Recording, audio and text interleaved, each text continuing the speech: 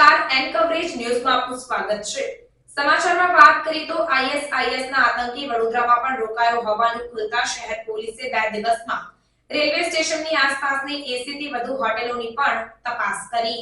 દિલ્હી પોલીસના special cell દ્વારા ગત ઓક્ટોબર મહિનામાં પુણેથી પકડવામાં આવેલા આઈએસઆઈએસના આતંકી શાહનવાઝ ઉર્ફે સાફી હુઝ્ઝમાની પૂછપરછ કરવામાં આવી હતી, જેમાં તે ગુજરાતને નિશાન બનાવી વિસ્ફોટો કરવાનો હોવાની કબૂલાત કરતા સમગ્ર રાજ્યની પોલીસ એક્શનમાં આવી ગઈ છે. ત્યારબાદ વડોદરામાં બોમ્બ સ્ક્વોડ અને ડોગ સ્ક્વોડે ચેકિંગ કર્યું હતું.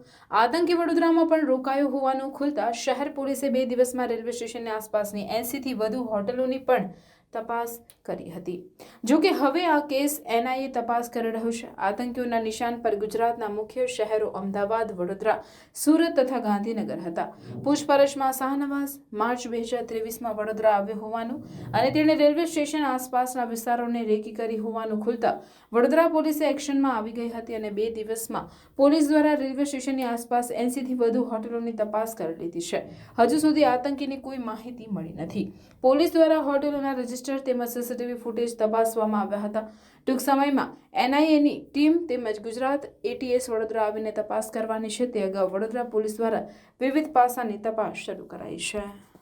अन्य खबरों के लिए चैनल को सब्सक्राइब कीजिए.